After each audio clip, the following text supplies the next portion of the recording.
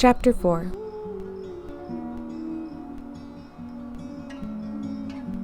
Maddie hadn't seen past graduation, but she'd planned everything about our futures for the both of us. We would stay in the town, take over my parents' jewelry shops, make bank, and then travel the world in bite-sized vacations, until we were ready to launch into the world as an unstoppable storytelling duo. She had her heart set on learning how to animate. She said my stories were inspired, and she wanted to put them into motion for a dying culture that didn't know how to read anymore. We were all getting lazy, she'd said. The internal optimist in me had always discounted her rhetoric as pessimism, but I'm starting to realize maybe she was just a seer. Or a time traveler who'd seen me there lonely and deigned to walk into my life. The accident had just been her meet cute out of here. The thought had occurred to me at least once. Once, when we were out for one of our late-night cruise sessions, she'd spilled her guts to me that if we ever left, she was afraid we might grow apart. At least here we were guaranteed not to find anything or anyone that would pull us away from each other. Apparently, life had other plans.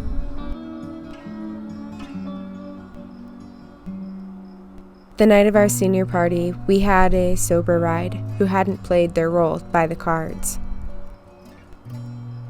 Carrie had drawn the short straw, and even though she'd gotten us to the field, we were going to celebrate our freedom from 12 years of dopey conditioning and lessons we'd never really learned much from. Sober as a stone, she was anything but by the time we were packing it in. When she'd come up MIA, I'd wandered around the wild scene only to find her mid-keg stand and completely wasted, to the point we had to carry her and toss her into the back of the vehicle. I hadn't even thought to buckle her into the seat. No matter how many times I go over it in my mind, I can't change that fact. I was too pissed that I was 3 drinks into the night and running around the frozen landscape in my high tops, bra, and underwear, trying to sober up. My lack of care had cost her everything. I'd driven the route 1,000 times before. It was literally straight dirt roads with a single turn onto the 2-lane highway and a mile to our destination from there. I just had to get us to one of our houses, and Carrie's had been closest. Her parents were also the least likely to kill us. I left the party confident I'd done what I needed to do, only to wake up close to a month and a half later with a tube down my throat. That part I could have learned to deal with. But then it was Maddie's mom who'd broken the heart-crushing news. After my parents had smothered me in kisses and love, telling me to get my rest, they'd left the hospital together for the first time since I'd been admitted. Jane had relieved them. No one would answer my questions. Everyone said the same thing. Rest up, you've got to recover. Or some variation. Maybe it had been all the drugs talking, but something in me was ready to tear the IVs right out of my arm if I didn't get some answers soon. Where was Maddie? And what about Carrie? Cam. My mood had flipped 180 degrees by the time Maddie's mom had finished saying my name. The long pause and the dark circles under her eyes told me more than I wanted to know. I would have done anything in that moment to close my eyes and never open them again. She could barely look at me. I'd known her for most of my childhood. The woman couldn't barely acknowledge my existence. She would have wanted you to have this. Jane slid the scrapbook of stories I'd made for Maddie across my tray table. Her eyes welled with tears, and she stared at her feet.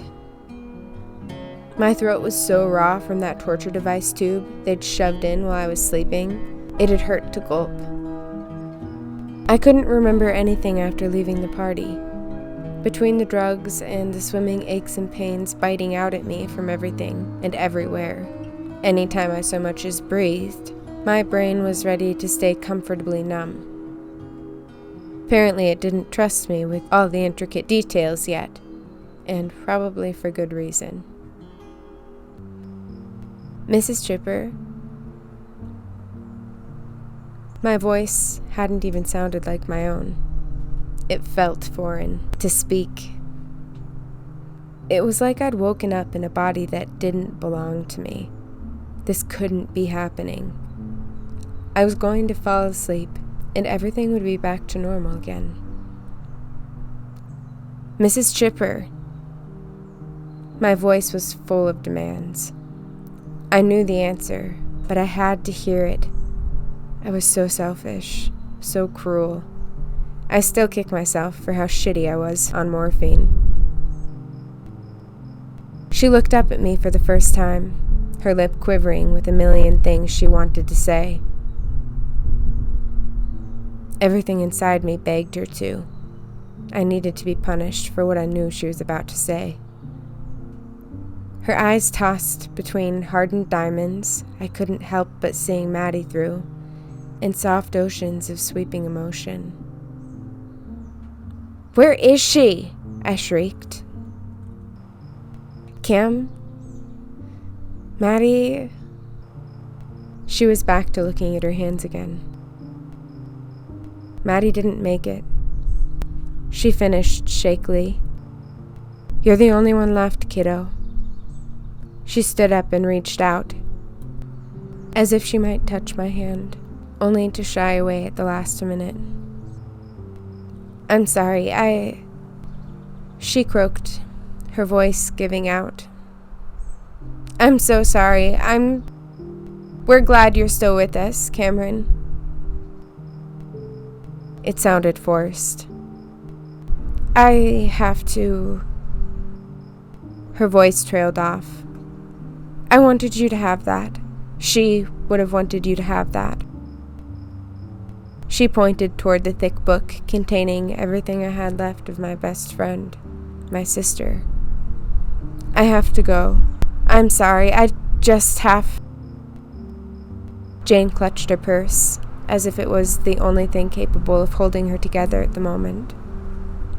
That was the last time I saw Maddie's mom. I had very few visitors outside of my parents in that lonely hospital room. I felt like I'd been sucked back into my childhood, life before Maddie. I woke up to flowers and balloons, get well soon cards. Some of our shared friends showed up to tell me about the funeral and apologize, but I could see it in their eyes.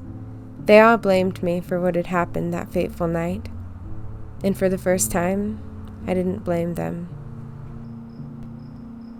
For the first time, the judgments against me felt so justified. I'd killed everything I loved.